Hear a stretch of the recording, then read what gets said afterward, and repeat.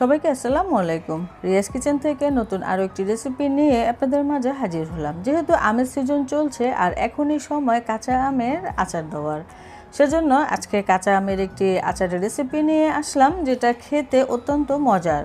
আশা করছি ভিডিওটি ভালো লাগবে। লাইক, শেয়ার, কমেন্ট করতে ভুলবেন না। চলে যাচ্ছি পুরো রেসিপিতে। আজকের এই আমের আচারটি তৈরি করার জন্য আমি এখানে 1 কেজি পরিমাণে আমকে কেটে তারপরে ভালো করে ধুয়ে পানিটাকে ঝরিয়ে নিয়েছি।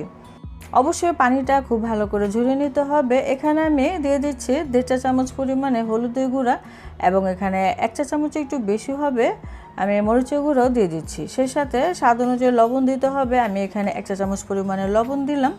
তো রান্নার সময় কিছুটা লবণ এখানে ব্যবহার করতে হবে। এখন এই মশলার সাথে আমগুলো খুব ভালো করে একটু মাখিয়ে নিতে হবে, যেন প্রত্যেকটা আমের গায়ে গায়ে মশলাটুকু লেগে যায়। তো আপনারা চাইলে মরিচের গুঁড়াটা একটুখানি বাড়িয়ে দিতে পারেন, সমস্যা নেই।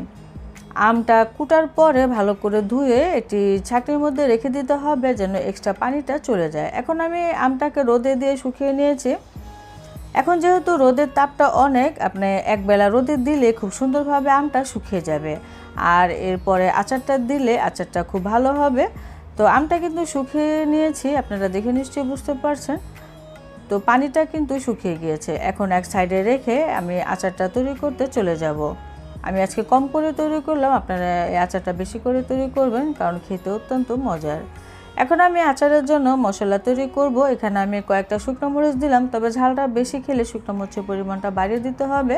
এখন আমি কিছু গোটা মশলা ব্যবহার করছি। এখানে আমি আধা টেবিল চামচ করে ধনিয়া এবং 5 ফোড়ন, জিরা এবং মৌরি, এই 4 আইটেম দিয়ে দিলাম। এই সব কিছু দিয়ে খুব ভালো করে ভেজে নেব। চুলার জালটা অবশ্যই কিছুটা কমিয়ে রেখে ভেজে নিতে হবে। যখন দেখা যাবে খুবই সুন্দর একটি ফ্লেভার চলে আসছে, এরকম ফুটতে শুরু করেছে, তখনই বুঝতে হবে মশলাটা ভাজা হয়ে গিয়েছে। এখন আমি অতিরিক্ত গরম ভাবটা এভাবে করে একটু কাটিয়ে নিচ্ছি। তারপরে হালকা ঠান্ডা হলে আমি ব্লেন্ডারে ব্লেন্ড করে নেব। এখন আমি আচারটা তৈরি করার জন্য চুলায় একটি কড়াই বসিয়ে দিয়েছি, আর দিয়ে দিচ্ছি সরিষার তেল। আমি এখানে আধা কাপ পরিমাণে সরিষার তেল ব্যবহার করছি, তবে আচারের পরিমাণ বেশি হলে তেলের পরিমাণটা, মশলার পরিমাণটাও বাড়িয়ে দিতে হবে। তো তেলটা গরম হয়ে গেলে সেই শুকিয়ে রাখা আমগুলো দিয়ে দিতে হবে। তারপরে কয়েক মিনিটের মতো আমি এই তেলের মধ্যে ভেজে নিব। চুলার জালটা একটু কমিয়ে রাখতে হবে, তা না হলে আবার আম কিন্তু শক্ত হয়ে যাবে। এভাবে অনবরত নেড়ে চেড়ে আমি 2-3 মিনিটের মতো একটু ভুনে নিলাম। আজকে যেহেতু টক মিষ্টি ঝাল আচার তৈরি করব, সেজন্য এখানে লাগবে চিনি। আমি এখানে 1 কেজি আমের জন্য 1 কাপ পরিমাণে চিনি ব্যবহার করলাম। সেই সাথে 1 চা চামচ পরিমাণে লবণ দিয়ে দিলাম। সেই সাথে আমি এখানে 2 চা চামচ পরিমাণে কাশ্মীরি মরিচের গুঁড়া ব্যবহার করলাম। যদি এটা না থাকে, নর্মাল মরিচের গুঁড়াটা ব্যবহার করলে হয়ে যাবে। এখন নেড়ে চেড়ে দিতে হবে। চুলার জালটা এই পর্যায়ে আমি কমিয়ে রেখেছি, যেন চিনিটা খুব সুন্দরভাবে গলে যায়। নেড়ে চেড়ে মিশিয়ে দিলাম। তো আস্তে আস্তে দেখা যাচ্ছে চিনিটা কিন্তু গলতে শুরু করে দিয়েছে। এখন আমি আবারও নেড়ে চেড়ে দিচ্ছি। চুলার জালটা এখনও কমেই আছে, আর এই কমে রেখেই চিনি থেকে পানি ওঠার আগ পর্যন্ত এভাবে নেড়ে চেড়ে রান্না করতে হবে। আমি আবার একটু নেড়ে চেড়ে দিচ্ছি, আর এখন আমি ঢেকে দিচ্ছি বাকি চিনিগুলো যেন খুব সুন্দরভাবে দ্রুতই গলে যায়। তো কিছুক্ষণ পর ফিরে আসছি। তো কিছুক্ষণ পরের অবস্থায় এটা ঢেকে দেওয়ার কারণে খুবই সুন্দরভাবে চিনিগুলো গলে গিয়েছে, আর এই চিনির পানিতে এই আমগুলো খুব সুন্দরভাবে সেদ্ধ হবে, রান্না হয়ে যাবে।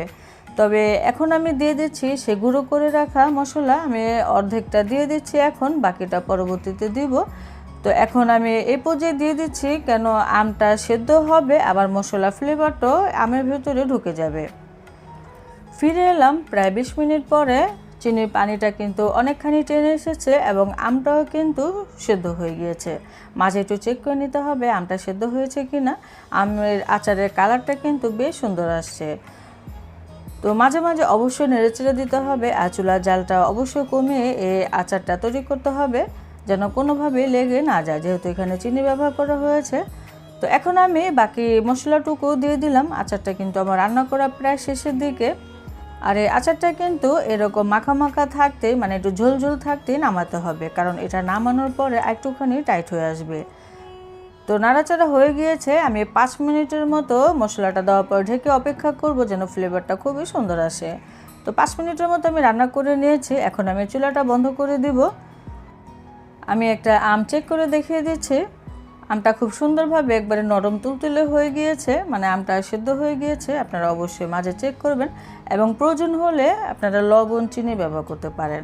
তো আচারটা যেন অনেক দিন পর্যন্ত ভালো থাকে সেজন্য এখানে আমি 2 চা চামচের মতো ভিনেগার দিয়ে দিচ্ছি। চুলার জালটা বন্ধ করে এই ভিনেগারটা দিতে হবে, তারপরে খুব ভালো করে নেড়েচেড়ে মিশিয়ে দিতে হবে। তো ভিনেগারটা দিলে আপনি অনেক দিন পর্যন্ত আচারটা সংরক্ষণ করতে পারবেন, নষ্ট হওয়ার কোনো ভয় থাকবে না। তো আমার আচারটা কিন্তু রেডি হয়ে গিয়েছে, এরকম মাখা মাখা থাকবে। আর আচারটা কিন্তু নাড়তে নাড়তে অনেকখানি ঠান্ডা হয়ে এসেছে। আচারটা দেখতেই কতটা লোভনীয় লাগছে, খেতে কিন্তু অত্যন্ত মজার। আপনারা অবশ্যই এরকম আচার তৈরি করবেন আর কমেন্টে এসে জানাবেন আপুর এই আমের আচারের রেসিপিটি কেমন হলো। এখন পরিবেশন করছি আমার এই টক ঝাল মিষ্টি মজাদার আমের আচার। আপনারা অবশ্যই তৈরি করবেন একটু বেশি করে, তা না হলে আবার কারাকারি লেগে যাবে। ভিডিওটি আশা করছি অনেক বেশি ভালো লেগেছে এবং অনেক বেশি কাজে আসবে। সবাই অনেক বেশি ভালো থাকবেন, সুস্থ থাকবেন। আজকের মতো বিদায় নিচ্ছি। আল্লাহ হাফেজ।